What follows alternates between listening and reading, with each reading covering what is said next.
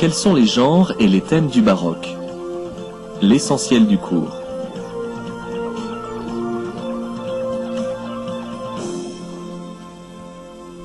Le baroque est davantage une esthétique qu'un mouvement. Né dans un contexte politique instable, il s'épanouit en France entre 1560 et 1660. Il se distingue du classicisme en refusant de se soumettre aux normes des théoriciens. Changement, ostentation et affirmation de la sensibilité en sont les maîtres mots. Comment ces principes ont-ils influencé les genres et les thèmes du baroque?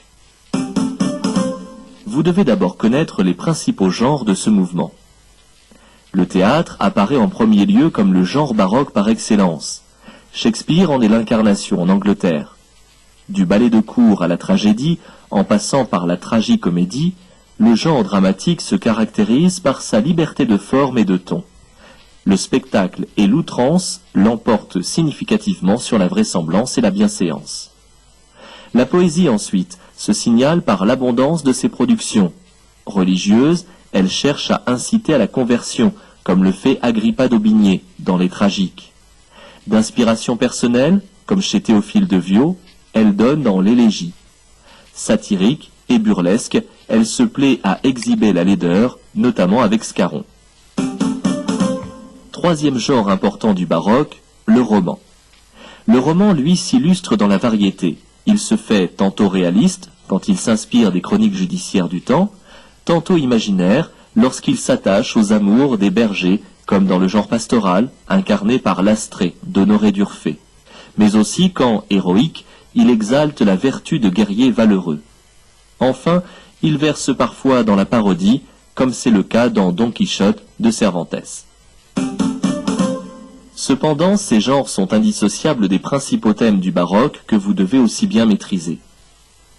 Tout d'abord, la nature, avec son éternel mouvement, nourrit la littérature baroque. Celle-ci lui emprunte ses éléments.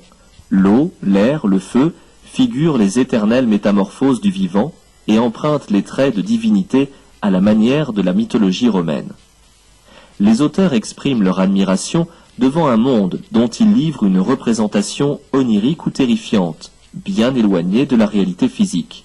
La mort, dans un deuxième temps, reste très présente dans les esprits, en raison des épisodes de guerre qui ont émaillé la première moitié du XVIIe siècle.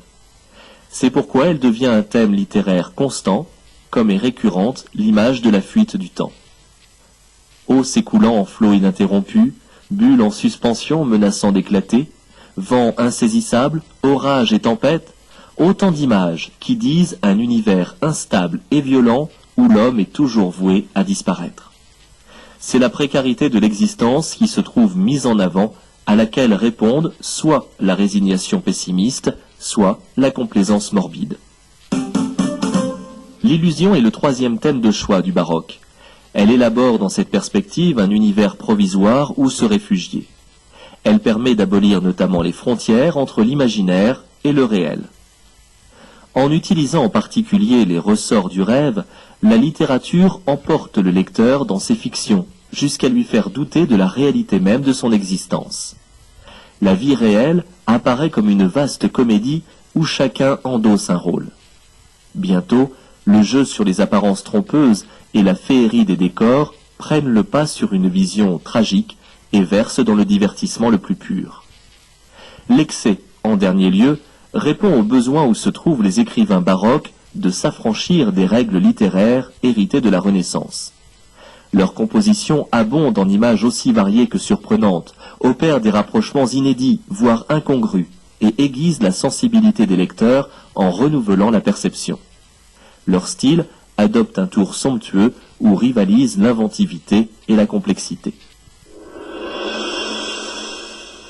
Le baroque succède à l'humanisme et réagit contre l'idéal de mesure et d'équilibre forgé par ce mouvement en référence à l'Antiquité.